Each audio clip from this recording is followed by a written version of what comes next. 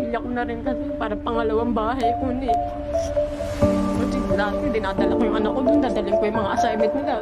Paupuin ko lang sila doon habang nagtatrabaho ako.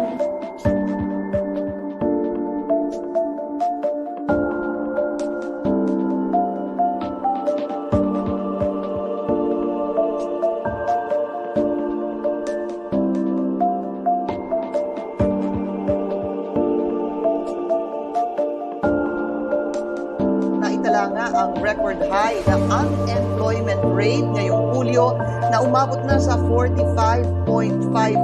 Base po yan sa latest survey ng Social Weather Stations o SWS.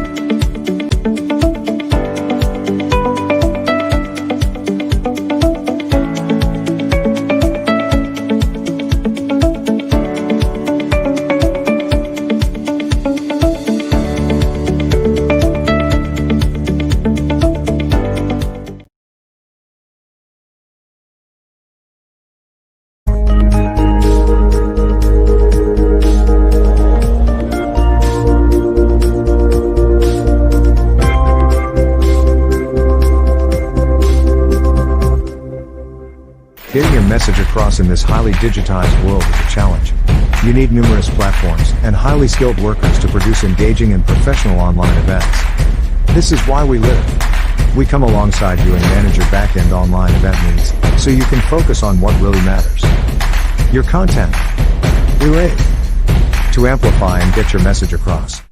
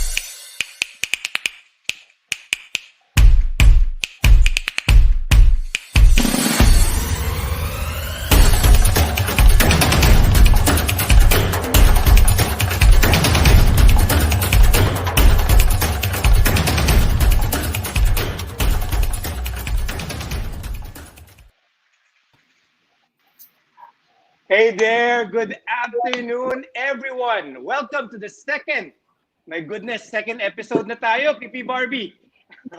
Under the People Manager magazine, dubbed as PMM Presents. I'm Boris Joaquin and the PMM Editor-in-Chief, and with me is PMAP Past President, PMM Advisor, and Manila Bulletin's asset, Mr. Barbie Atienza. Good afternoon. Maraming salamat, Boris. And yeah, time flies when we're having a great time. We're now on our second episode. Can you imagine it seems just like a few days ago we were talking about the concept and somebody just popped up with the idea of having the People Manager magazine on live online television And here we are, second episode na. And if you look back, Boris, yung last week natin was really something that to reckon with. We had no less than the president of the People Management Association of the Philippines, si Loy Echeverria. And of course, he shared with us a lot of insight. Ang maganda doon last week, Boris, kung minsan we don't realize, we know that PMAP is the eminent Association of Human Resource Management and People Managers in the Philippines. Pero on another light, PMAP is also an organization that has to be run like a business, like a corporation. Exactly, Pero yeah. hindi ganun kalaki. Pareho lang tayo ng mga ibang mga MSMEs, no? At nag-struggle din through the pandemic and through this quarantine and through the challenges of the times. And we're pulling through, and so sabi natin, maganda dahil hindi imposible sa PMAP, hindi rin imposible sa ating mga kababayan to survive this. Yes, I agree. Akala ko may phone-in question na tayo kagad ng aga-aga pa lang ng program. But just looking at Facebook, marami nang nanonood ngayon. Like, I would like to greet Raymond De Vera. Of course, we have Kevin De La Rosa, we have Alex Diaz Fronda, Sherwin Kelly, Anchet Olarte, and si Gemma Justo. Thank you so much, guys. I know other people will be plugging in still at makikinig. Manonood po sila sa ating programa ngayon, PP Barbie. I agree with you. Totoo po yun. Hindi lang dahil the second episode natin to, we know that things are evolving so much for PMAP, and we're very proud of our community and association. Marami tayong natutunan last time from President Loy about how they evolve, how a lot of the businesses can actually evolve, and how we can learn from one another despite the difficulties that we're going through. Speaking of difficulties, di ba hindi lang naman business ang difficulties natin. Ang challenge natin right now, especially because of the crisis, is how do we manage emotions? Sabi nga nila, change delivers so many emotional reactions. Itong change na to is the mother of all changes. It's a crisis. It's a pandemic. It's global. So I'm sure a lot of our viewers right now and colleagues are interested on the topic that allows them to dig deeper on how to make an impact, positive impact to the families and the society, especially in the areas of mental health, psychological well-being. Kasi po it's very timed, it's very relevant right now. It's very different kasi the way we look at things, the way we think, yung mindset natin, tapos meron pa tayo yung mga cabin syndrome, di ba? Yung nakukulong tayo, nabuburyong. Yung iba naman, siyempre, apektado rin yung kanilang livelihood, yung kanilang income. Some have lost their jobs, unfortunately. But some have kept their jobs. But definitely, the way they earn, the way they live their lives, their lifestyle, has definitely been changed by all this pandemic that's been going on. So, naapektuhan talaga yung mental stability. Kumbaga, yung mental health is really being challenged at this point in time. And today, maganda. We are so blessed today that because of this prevailing situation for all of us, magandang maintindihan natin ano ba ang estado ng mental health. Not only, across society. No, we're talking about children.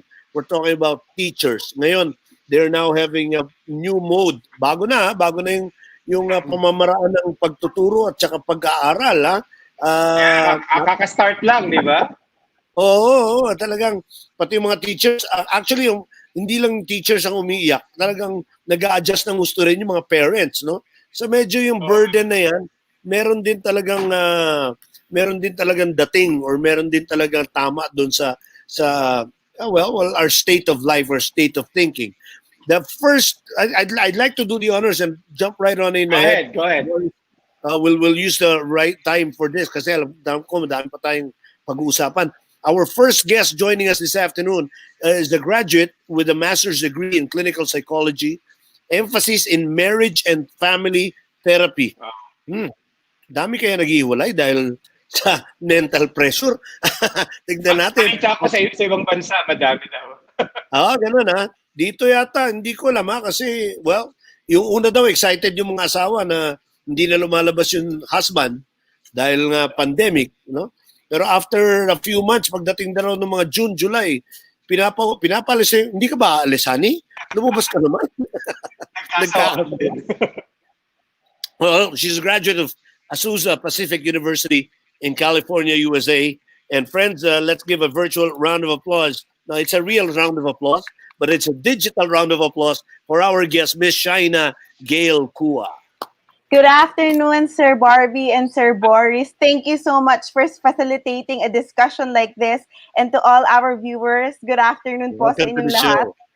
Oh, alam mo, medyo gulat lang ako dahil when I talked about, when I was going to introduce a clinical psychologist, especially on marriage and family therapy, I was expecting a more senior, an elderly woman that would appear there. Diba? Parang, tapos lumabas si Shaina, bata pa pala si Shaina, no, ha? Diba? Hindi natin yung kanyang experience and exposure dito sa pag-uusapan natin. Standby ka lang, Shaina. Yeah, it's actually a good balance. Shaina is a single woman, but the next guest that we have is a married woman. So we have somebody from the other end of the spectrum din naman. Our second guest is a registered guidance counselor, licensed professional teacher, and a registered psychometrician. She's currently taking up her PhD in counseling at Miriam College. She's also an associate professor at the Department of Psychology in Tarlac State University and a co-chair of the Psychological Association of the Philippines under the Central Luzon chapter. Friends, let us welcome and again give a virtual round of applause to Professor Laarni Kapindig. Hi, everyone. Thank you for having me, PMAP. Hi, Sir Laarni. Sir Barbie, thank you po. Hi, Miss Shaina. Okay. Ayan. Thank you very much. Nakakatuwa. Sir Barbie, Talaga. roundtable discussion talaga tayo ngayon. There's 4 of us in this virtual Tsaka session. maganda tong lineup natin, Boris, para tayong foray. Dalawang lalaki, dalawang babae. Mamaya, magda-dancing na tayo niya. Alright.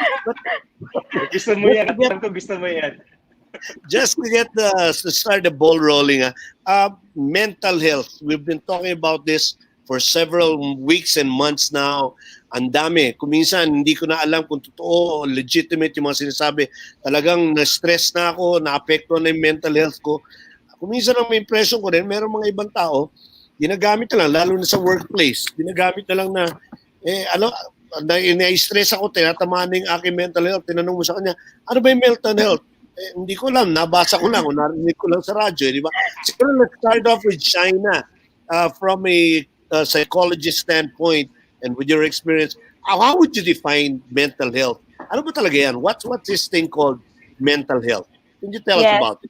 I think mental health, a lot of times, especially when we use social media, we associate mental health with depression, with anxiety. And so pagka sinabing may mental health ako, they are actually saying meron akong problem sa mental health. But in reality, we all have mental health because we are not just physical beings, we're also mental beings and emotional beings. And so when we're talking about mental health, we're talking about the emotional well-being of a person, we're talking about the social well-being of a person, we're talking about the mental being of a person. So for example, ano yung tingin niya sa sarili niya?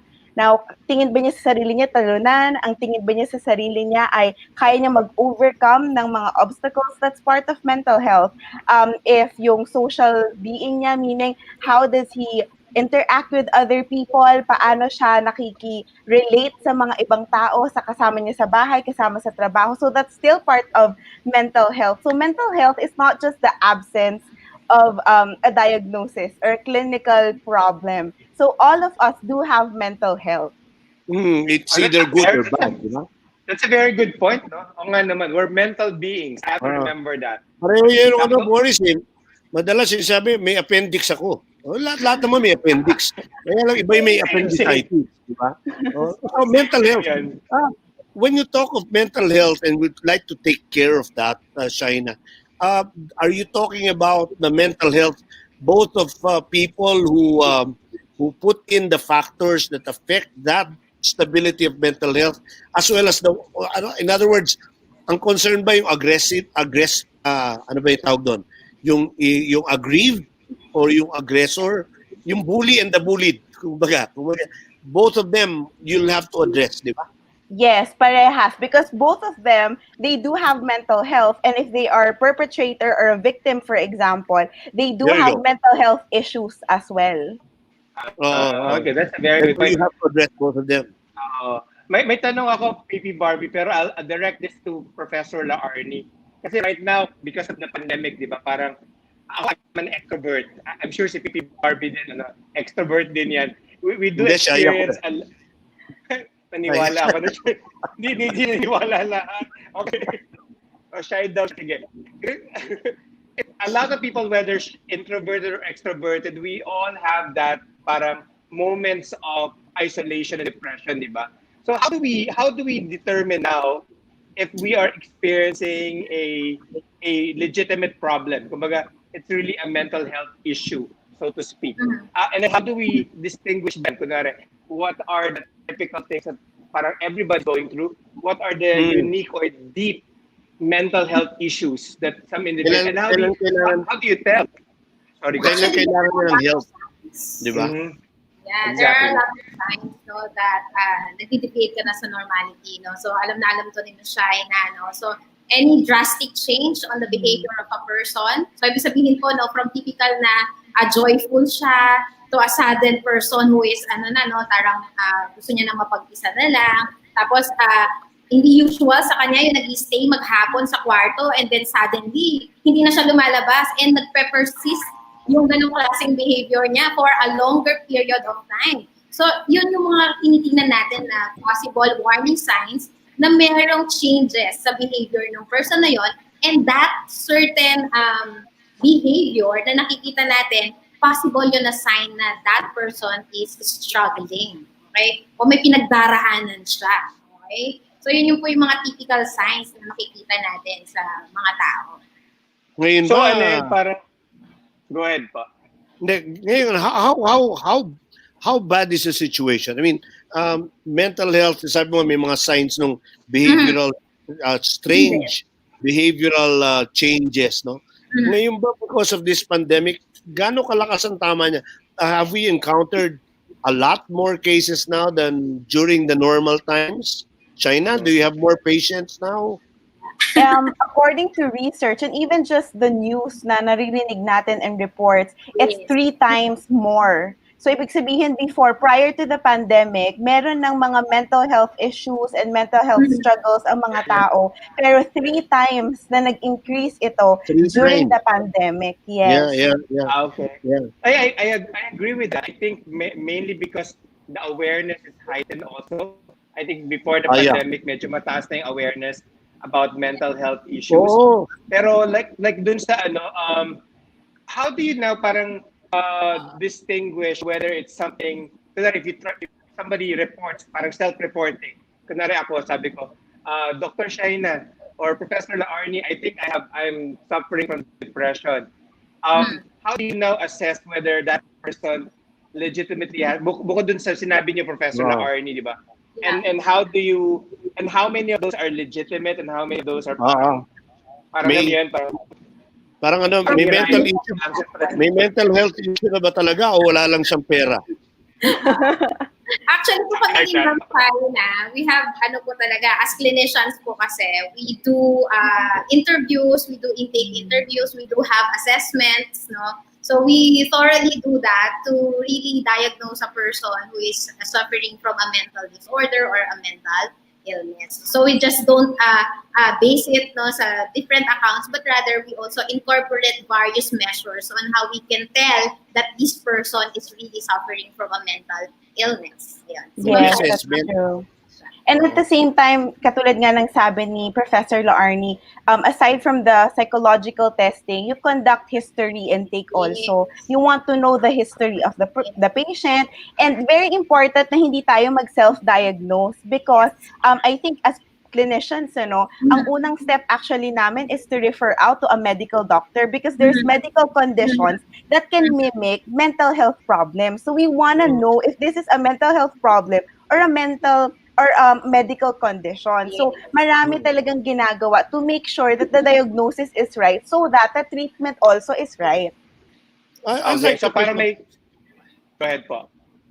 I'd like to pick up kanina yung sinabi ni Boris yung word na awareness, no? Like even before the pandemic, medyo nag-increase na rin yung mga lumalapit sa mga psychologists, sa mga professionals, sa experts.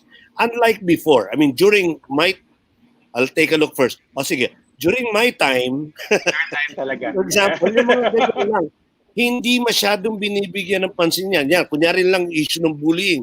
Nung araw talagang, that's part of, ako hanggang ngayon, I sometimes maintain that. That was part of my growing up. Bullying lang yan di ba? Parang wasn't taken seriously. Ngayon, merong talagang awareness, that's one, pero hindi ba kuminsan nag-overreact din ng tao? I mean, like dati talagang live with it, live and let live. Ngayon talagang, nako, nabully yung anak ko. I have to see a psychologist. I have to check his mental health. Ano ba talagang, what's the real score? Larnie? I remember a case that I had once. So yeah, so may mga talagang nagdemandahan because the mom really believed that her child was bullied. Okay, so talagang umabot po siya sa korte, no? As to that. Okay, so they have taken that seriously.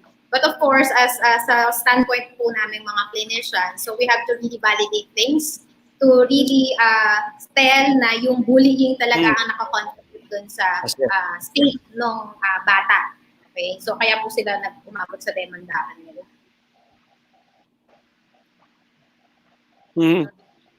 Okay. Pero ngayon, sabi mo kanina, Shaina, no, mga 3 times more ngayon ang mga cases na dumadating about mental health. Pero hindi ko alam kung ito ba tinatago lang or what. Pero I was expecting in as early as March or April with these things going on. Kasi I've heard at least 2 students who are from the provinces who were trapped in the condo near their university. Wala talaga matakbo, wala naman kamag-anak dito. So, nakikita ko yung panic doon, no? And I tried to help. Well, my barangay, my group tried to help out, di ba? Pero, ang napansin ko, you know what I was afraid of? There would be a big spike in suicide cases. Pero parang, hindi ako disappointed. No? Mind you, hindi ako disappointed. Pero parang hindi, kung meron man, hindi kasing dami than what I was expecting. Ano ba talaga ang score? I think when it comes to, katulad nga ng sabi ni Sir Barbie kanina, bakit dati parang normal lang naman, and then ngayon, bakit biglang nag-explode? So I always say this, not because it's common, it's normal. So before, it's not because, so parang ang sa atin ngayon is a lot of people, because of the mental health awareness, nakiisip nila na ay hindi pala normal yung experience ko. So mas nagkakaroon lang sila ng new insights and new education right now. And at the same time, I think the reason why may increase tayo in anxiety, in depression, and even with suicide is because nagkaroon tayo ng lack of coping mechanisms ngayon. Parang nawalan tayo ng ways to cope. Before, if nasa-stress tayo, mag-hiking lang tayo, lalabas tayo with friends, hang out tayo. Pero now, we can't even go out. We cannot even hike. So para tayong natanggalan din ng opportunities to really express ourselves, to really relax ourselves. Kaya yung pressure, doble talaga sa mga tao. Pero dumami ba? Are you saying na nag-weekend siya, tapos dumami ba mas lalong dumami yung suicide cases because of that lack of coping mechanism? Yeah. I believe, Sir Boris, there are underreported cases. Some families, they have high stigma on mental health issues. No, so hindi nila dinidisclose yung talagang condition, bakit namatay yung family member. So underreported ang mga cases natin ng mental health issues kasi nga because of our culture sa Filipino na we are claiming that we are very resilient people. Okay? So yun yung ating laging pinapalabas, tayo ay very resilient. But we fail sometimes to acknowledge that mental health issues are there, really, they're existing. And ngayon may nagkakaroon na tayo ng awareness, we suddenly felt na ay, oo nga, no? So parang ako nga pala ay not well at times. So kasi mental health is a state of well-being. So okay, you can be well now, you can be unwell tomorrow. Okay, that's possible. Depending on the circumstance. So kailangan pa rin talaga ng constant education, no? Constant orientation. paano kung meron tayong meron tayong, obviously there's a person that's clinically diagnosed, pero that person refuses medical treatment. How do you deal with someone like that? Or at a minimum, parang therapy, pero ayaw rin mausap ng anybody. How do you deal with a person who refuses to undergo treatment?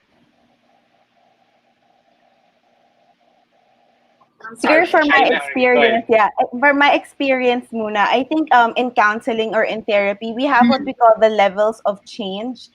So medyo tinitignan din natin yan, gaano yung tao na yun ka-willing na ma-change yung attitude niya, ma-change yung nararanasan niya. So kapag ang level of change mo talaga is zero, you have to start by just planting seed. Hindi mo talaga siya mahihila into a counseling session or a counseling room.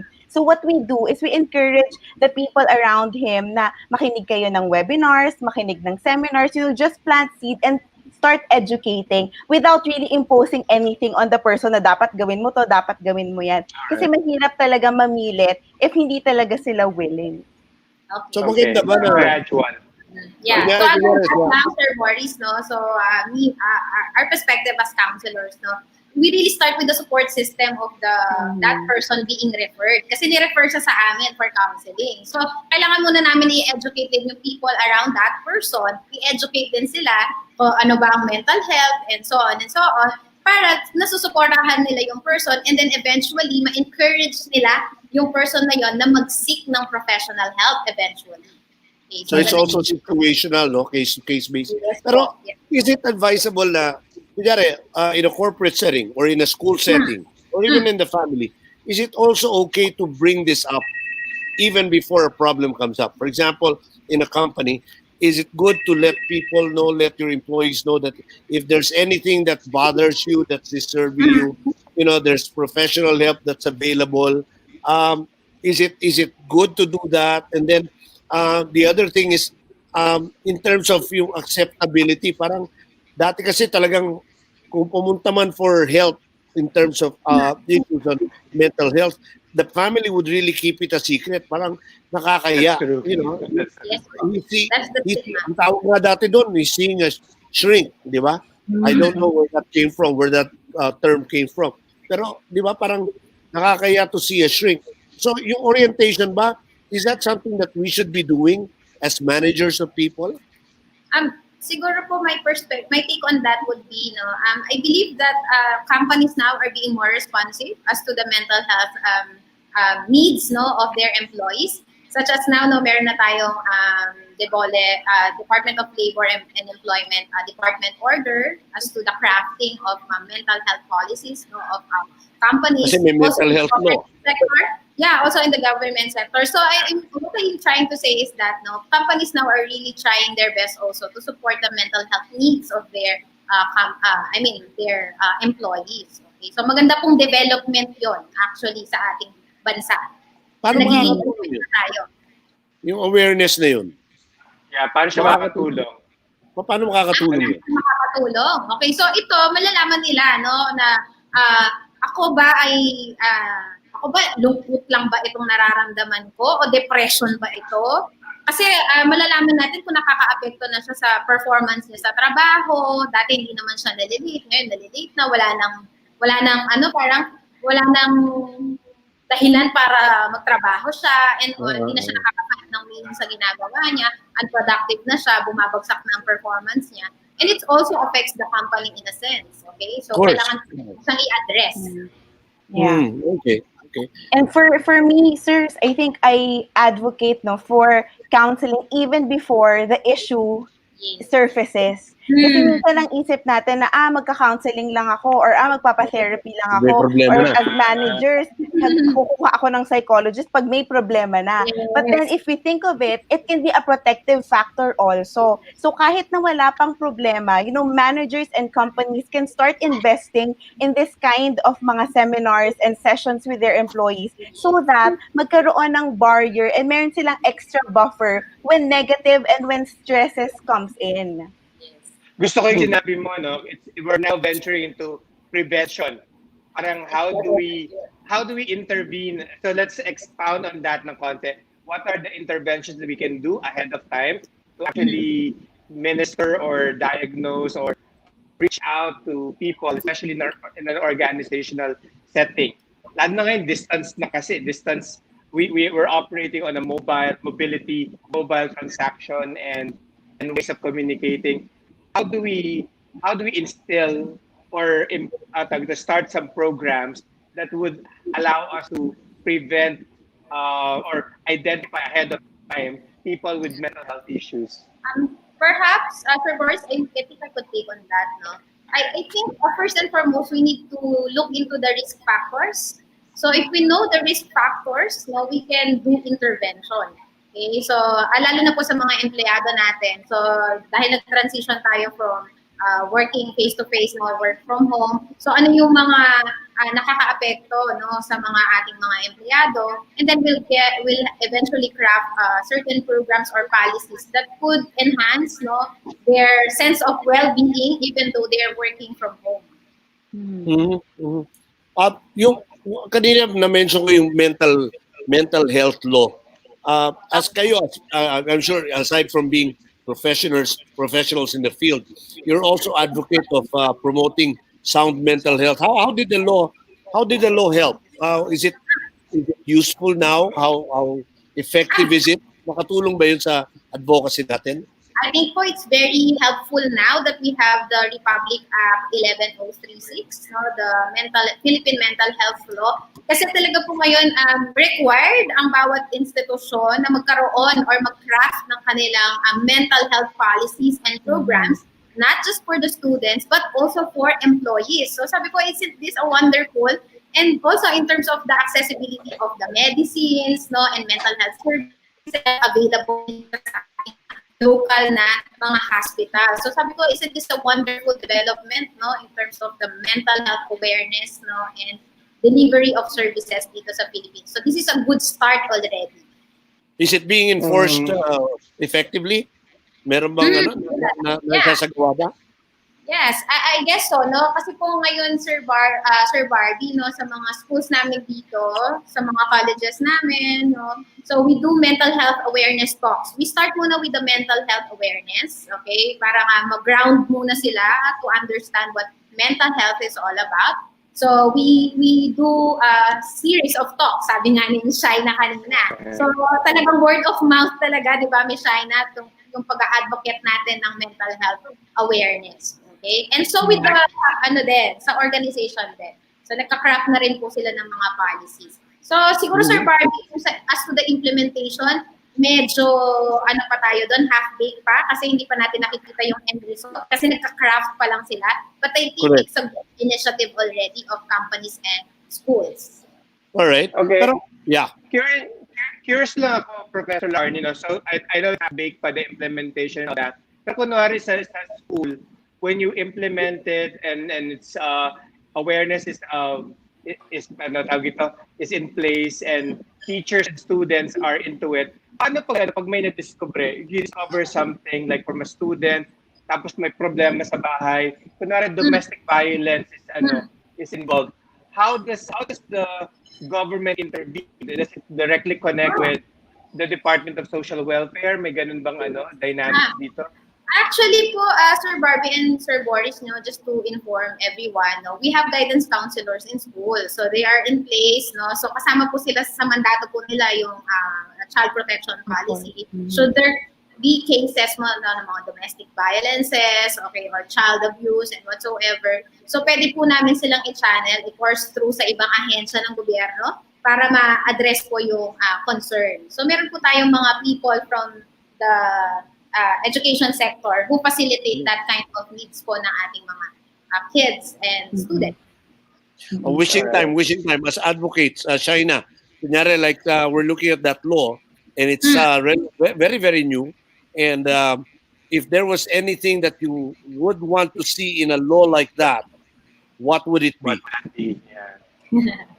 For me, I think my desire for that kind of law is really the strong implementation. Kasi a lot of times we have like really good laws, pero yung Oh, yeah. how we execute it, how we implement it, medyo doon tayo ngayon nagsistruggle eh, di ba? So for example, katulad nga ng sabi ni Professor Loarni, ngayon, required na lahat ng organizations and companies to have that mental health in place for their employees. Pero meron pa rin mga iilan, especially like the small companies, na hindi nakakasunod doon or probably may lack of resources. Not that they don't want to abide, pero kulang sila sa education. Again, kulang sila sa guidance on how to implement it to their employees. So, dun medyo nagkakaroon ng struggle. So, sana kung meron akong wish, no, na sana magkaroon tayo ng mas malakas na workforce so that matulungan natin yung mga smaller companies, smaller management to be able to, matutunan nila and to be able to really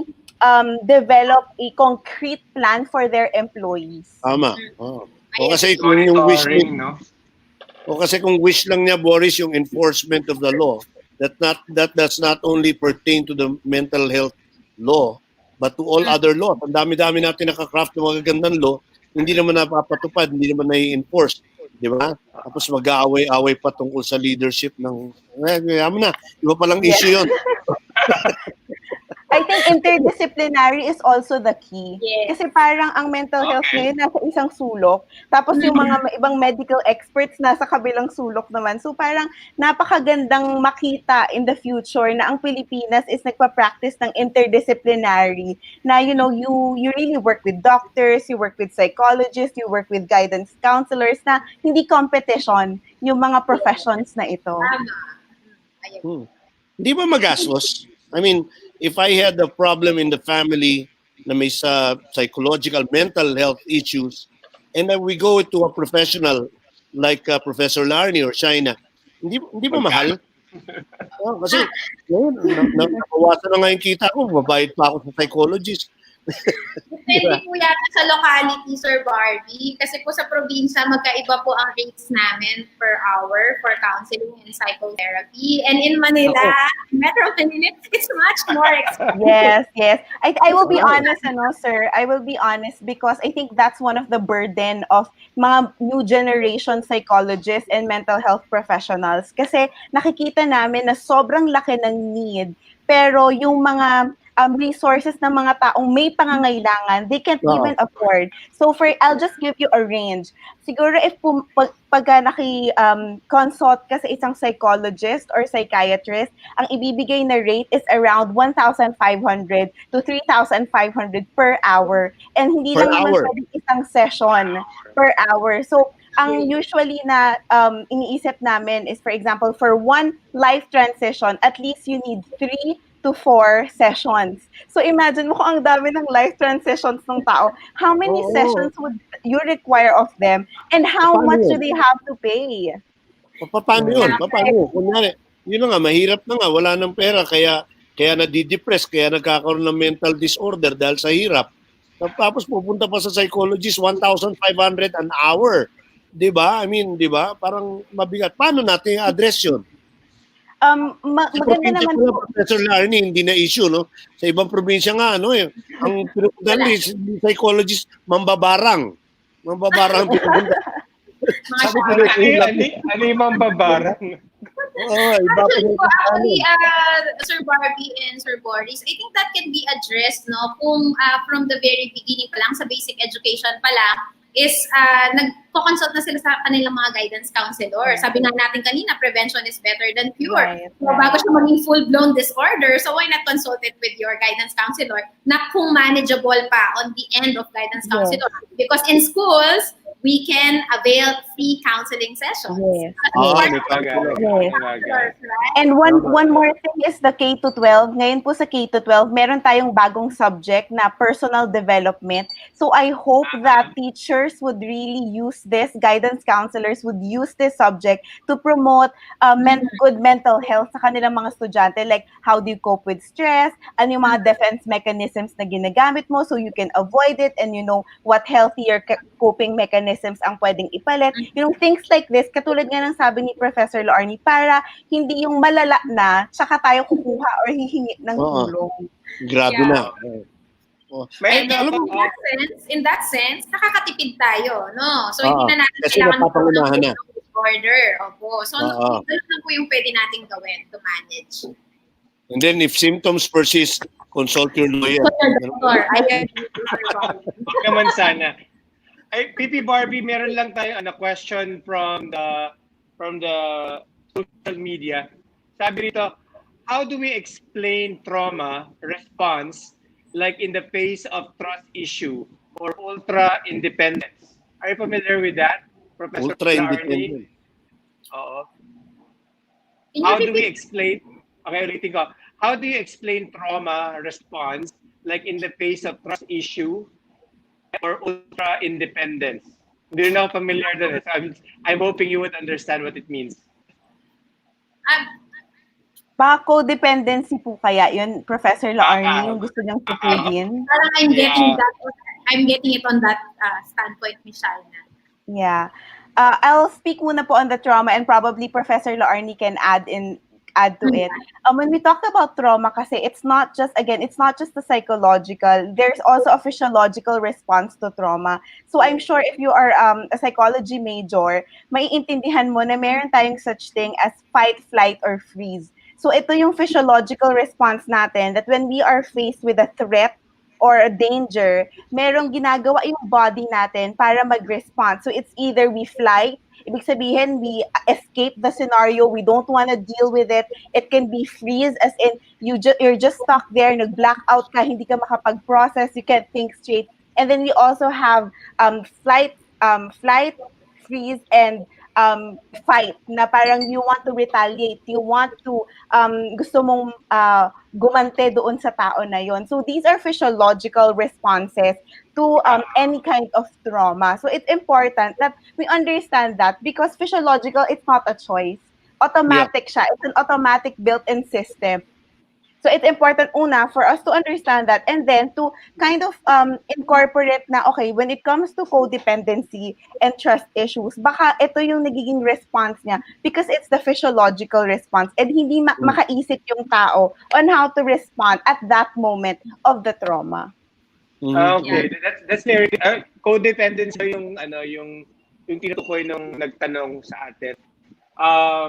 So maganda yung sinabi mo, no? So we have different reactions to crisis. For example, flight, fight, and freeze. And those responses parang enables or disables us in depending on the situation. Yeah, parang nawawala kasi yung logical reasoning mo eh. In the height of your reaction, you can't think. Diba? So parang automatic lang yung pagganti mo or automatic yung pag-alis mo sa sitwasyon, automatic yung nag-freeze ka or you can't function or cannot say anything. Pero we're not justifying na tama yon. We're just saying na ito yung natural na response ng ating mga katawan when we're placed in that kind of situation. Understandable, even if it is not the right solution. Correct. Meron akong curious in my mind, when I was in school, sabi mo nga kanina, pag meron akong problema, mga stress, ganyan-ganyan, or basta emotional, psychological problem, punta ka sa guidance counselor, di ba? And then the guidance counselor, after diagnosis, behavioral analysis, kung nakikita lang yung factors na involved, kunyari kaya niya, parents. And then the guidance counselor can call in the parents, di ba? Parang to have a conference with them. Sabi nga nung isang parent, ano po ba problema? Sabi niya, yung anak niyo po may problema dito sa eskwela. Sabi niya, bakit ako? May problema ako sa bahay namin. Hindi naman kita pinapatawag. Pero hindi. Going to an industrial setting, ako ba, is it wise for us na kung merong mental health issues, is it okay also for the intervention of the company to also encompass yung family? Is it reasonable for the company to say invite the wife or invite the family to come over? Is it something that you would do? Medyo Baka may nangihimasok na. Diba? Parang over-encroaching yata.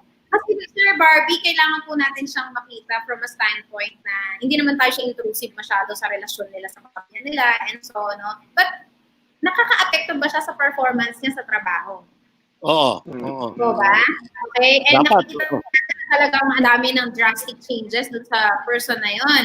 Perhaps we can ask lang siguro kung meron baka may existing problem. Doon po papasok si counselor ng isang company if they have one, no? Yung HR naman po natin are the ones who manage Usually. that. Yes, so they have to check on their employees as well. Kaya nga din tayo nagbibigay ng information tungkol sa family natin. Should there be an emergency, meron silang tatawagan. Yes. Okay, no? So tingnan muna natin, the HR needs to assist that. I mean, to assess a situation of that particular employee. Okay. But may situation na pwede yun. Pwede, or maybe, as the employee himself, gusto mo ba kausapin ko yung di ba? Kailangan may permission. Di ba? Yeah. And it's dapat po ng orientation sa employee orientation. Na should there be an emergency. And that can be incorporated po dun sa mental health policy ng ating company. Yes. Okay, pero may point ako doon kinuha kanina kay Professor Larny. Sabi mo, pag nakaka-apekto sa performance ng employee, pag hindi, I mean, he's withdrawn, he's climbing up in one corner pag may socialization, pero yung performance niya okay. Does that mean wag natin pakialaman? Pakialaman? Introvert lang talaga siya. Baka introvert lang talaga siya. So hindi po sabi mo rin, may sudden change. Yung dati friendly siya, dati sociable siya. Bigla siya nag-climb up. Pero yung trabaho niya hindi apektado. Do we have to intervene or do we just leave it alone? At tingnan po natin kung nagpe-persist siya, masyado na bang matagal yung duration na ganun yung kanyang behavior. Kasi po, ang behavior hindi siya drastically sana nag-change ng 360 degrees. Kasi alam na, problem talaga kapag ganun. Pero Sir Barbie, kung okay naman po yung performance niya, baka may adjustment issue. Correct. Pwede natin i-address, no? Yes.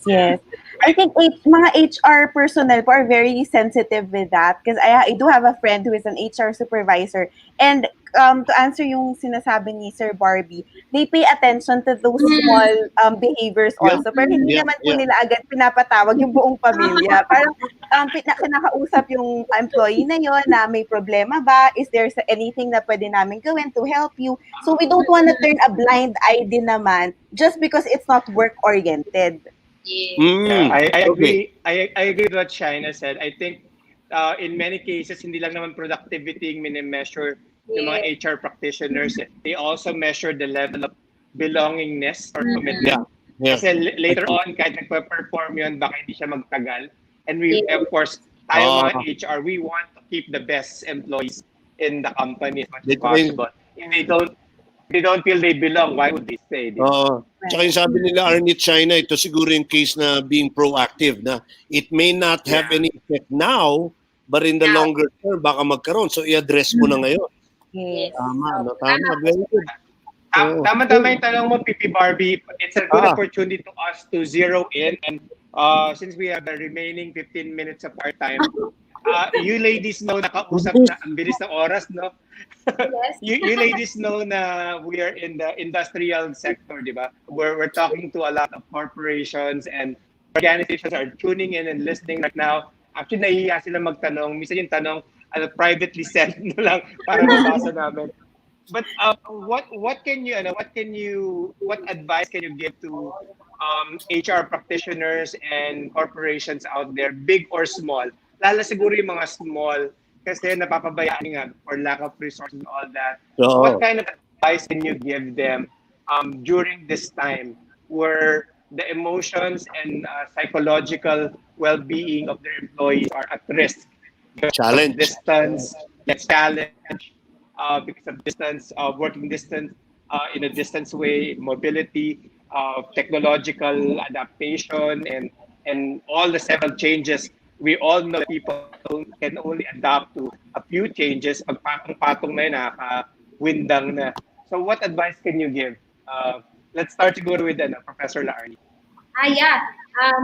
alam naman natin, no, whether big or small company, human capital is very important. So we need to take care of our employees. Kasi kung wala sila, babagsak din lalo ang ating, I mean to say, in terms of profit, no? So alam natin kasi profit ang masasacrifice dyan kapag yung human capital natin, napabayaan natin. So first and foremost, we need to really learn who are, pag-aralan natin, sino-sino ang ating mga empleyado. So what are their characteristics, ano yung demand ng trabaho. So we need to also match, no, the workloads that they are having. So especially now, no, na work from home sila and they have their work also sa bahay nila. So how can they be able to manage all of those things? So ngayon, bigyan natin sila ng means to adjust also with the new work setup that we have. No, pag-aralan din natin ano yung mga risk pa na dumating because of this current situation na meron tayo.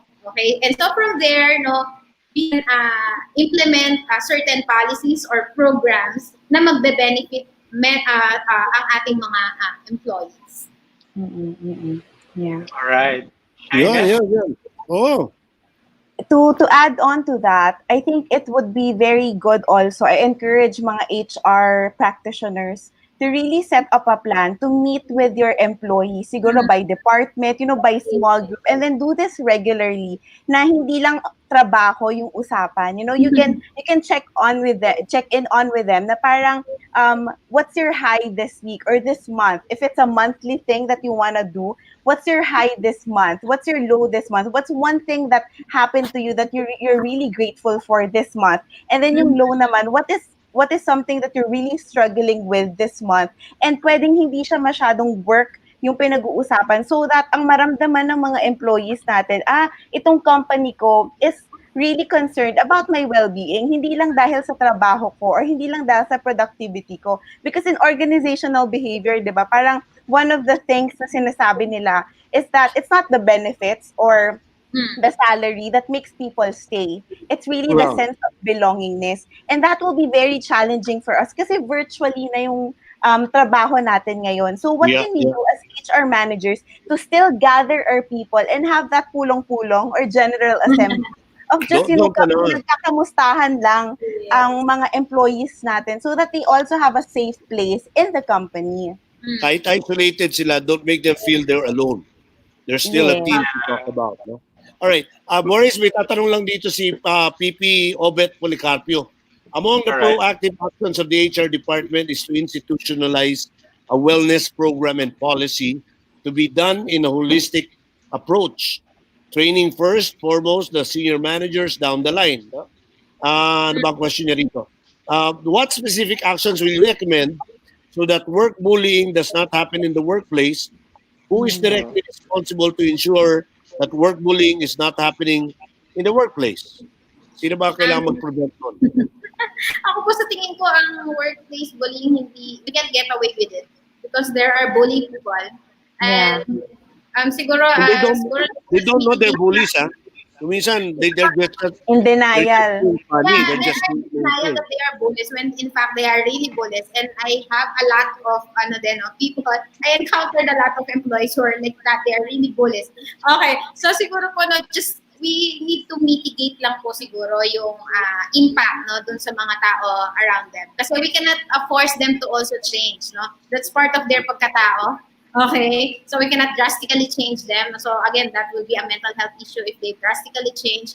But of course, we need to, again, it will boil down to certain policies and so whatsoever. Tingnan natin, let's explain to the employees if this is workplace aggression. So ano yung mga workplace aggression, ano yung mga categories, ano yung mga descriptions, so that how can we those kinds of aggression in our HR, and then the HR will deal with that particular bully employee. Yeah. So hindi lang yung bullying itself, kung ano yung manifestation nun. Di ba? Yes, yun ang ginagawa niya. That can be offensive to the company or to the employee. Yeah. At saka marami po kasing forms si bullying. So kailangan po natin yon transparently i-discuss sa mga employees natin. So ano ang characteristics ng bullying sa workplace? So paano siya nangyayari? Paano natin siya i-report? Paano siya isa-subject for disciplinary action and whatsoever? So that they can be aware. They can be Yung bullying per se, hindi mo naman pwedeng i-mandate na bawal. So, kahit maglagay ka ng sign dyan na bawal ang bully dito, well, hindi makakatulong yun. And some employees won't ever report. And some employees won't ever report because they are not empowered to report. Particularly po yung mga nasa lower in rank. So we will really be apprehensive, no? And we will not report. So that's the sad part, no? Yeah. Mirna Viado wants to ask, Miss Kua, Shaina, ano mga halimbawa ng psychosocial support na pwede nating magawa for our employees, especially ngayong panahon ng COVID? Yeah. So one yun po yung nabanggit ko kanina na pwedeng monthly or every other week na pulong-pulong with the employees.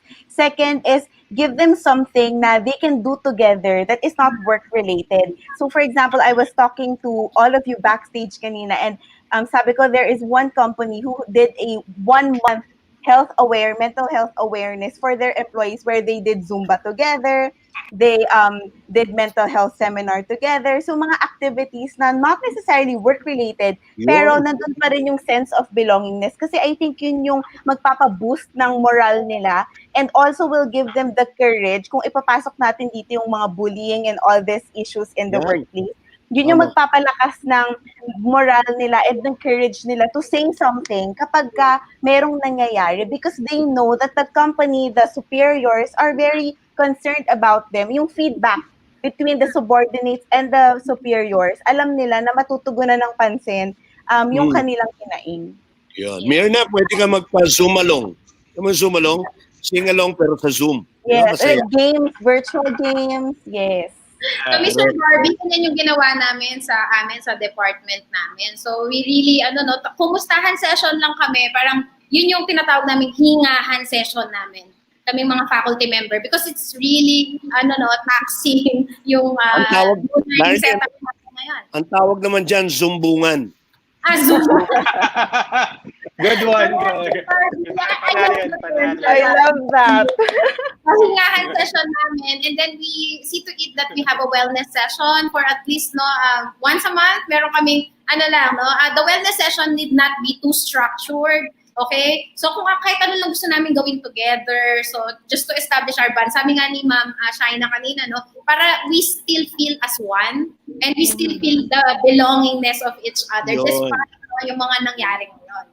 Yeah, and then one activity po siguro, sir, one thing na ako mismo, personal na naka-experience at na-appreciate ko because I'm a teacher also sa isang senior high department. So what our principal did was pinulong-pulong niya ang bawat department and then nagpa-activity siya na merong tulips, may virtual tulips at kanino mo gustong ibigay yung virtual tulips na yun to say your appreciation for that co-employee or fellow teacher. So I think that will really encourage yung mga employees na napapansin pala ako, I get noticed pala because of the things that I do and my hard work. Maganda advice yun, ha? Siguro to add on to that, Shaina. Maganda yung mga suggestion Larnie. Opo. Sir, add ko lang siguro, parang hindi lang siya departmental level minsan. Dapat minsan parang casual talks lang and all. Pero kasama din yung sa top management. Yes. Kasi parang na-feel naman nila na, very sa amin, caring naman yung top management namin. Hindi yung namumulit sila na kung nagagawa mo ba yung trabaho mo. Hindi. But rather genuinely, na kinakamusta ka. Malaking bagay nun, experience ko yan I worked for another company about 40 years. Okay, ayan, nagkaka-revelation tuloy. Sige, 40 years ago, I worked with this company. And yung mga tao doon, hindi ko naman nagkita. Pero minsan nagkaroon kami ng reunion. And one girl comes up to me and remembers that one time, wala siyang ginagawa na nagbumukmuk siya, laki-laki na pala ng problema niya. Nilapitan ko daw siya at kinamusta. I don't even remember. Wow. I don't even remember that.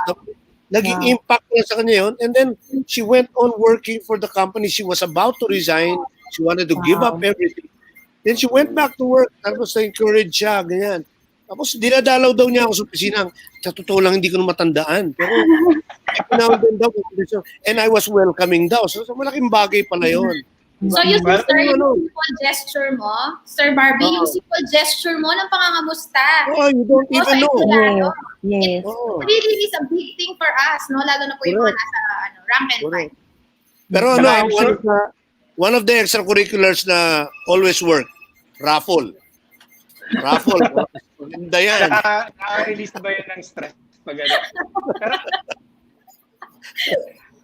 pero I'm sure PP Barbie, kahit na hindi mo siya naaalala, your intention was genuine and authentic during that You time. never- Otherwise, it would not make an impact to that person. You never tell talaga, maliit na bagay, di ba? Yeah. Ladies, siguro right now, bakit good to give an advice naman to individuals, na organization eh. So if there are individuals who are listening to us right now, what advice can you give them if they're experiencing anything that is not their usual behavior, or if they can have a self-assessment or diagnosis? What advice would you give to our viewers today? Sige, Miss Shaina, go ahead, please. Sige po. Siguro sa akin tatlo, no? First is you connect with yourself first. We have to take good care of ourselves in order to take good care of other people, our family. So very important yun. So connect with yourself. Just by, at the end of the day, kamustahin mo yung sarili mo. Kamusta ba ako? Ano yung mga magandang nangyari sa akin sa araw na ito?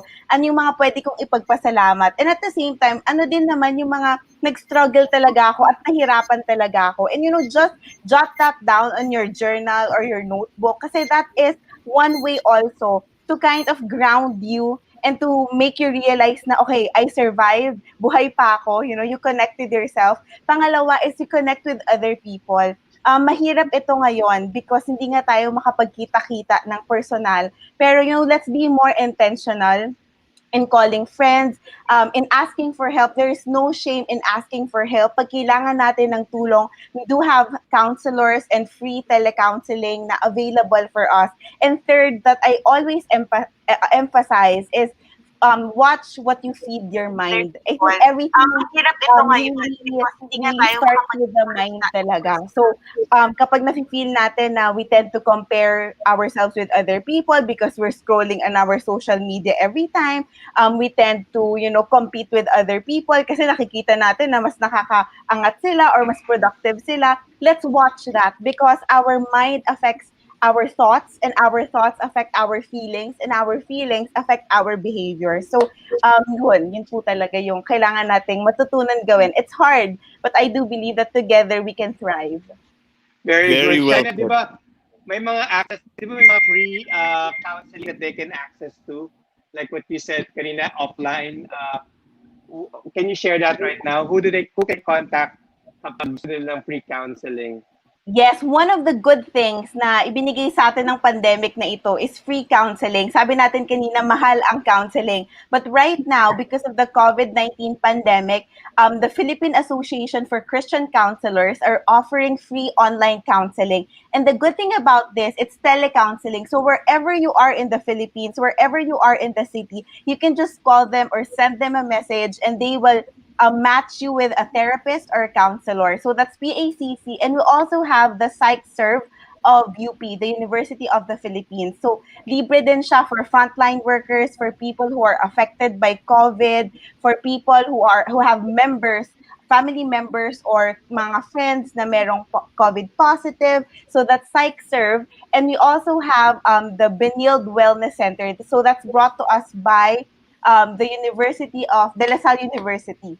So yun yung tatlong medyo sikat ngayon na nagbibigay ng libreng counseling. Oh, quickly lang. Shaina, gusto ko lang malaman yun. Philippine Association of Christian Psychologists. Ano ba yan? Christian counselors po. So that's Christian PACC. counselors. Yes. And then the second one is Psych Serve of University of the Philippines. And then the third one is Benilde Wellness Center of De La Salle University. Okay. Yung mga volunteers, no? May mga counselors and psychologists po sila who can do telecounseling. Okay. Thank you, Shine. Postin natin yung information sa chat box below para they could Oo nga. take note of the number. Professor Laarni, kayo naman po. Chismis ko yan. Yes, thank you, Sir Boris. Okay, to add on to that lang kay Miss Tyra, no? we're both advocate of mental health, no? So it boils down pa rin po on how we take care of ourselves. Yes. Okay? So we need to really practice self-care. Okay? So wala pong ibang magmamahal sa sarili natin kung hindi mauna muna tayo.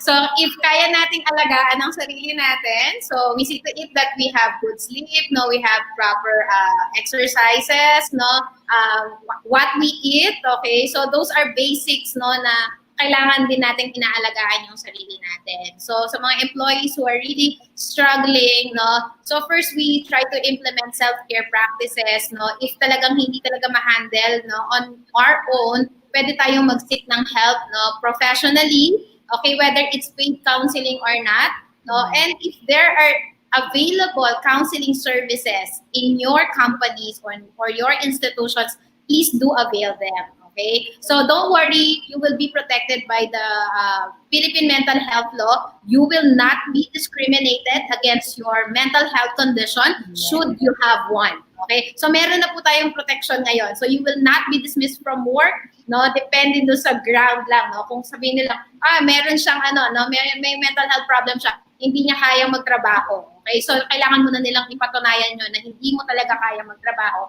before they can dismiss you at work. Okay, so marami na tayong policy ngayon, so we are protected. All right, very good, very good. Galing. Ganda, Boris.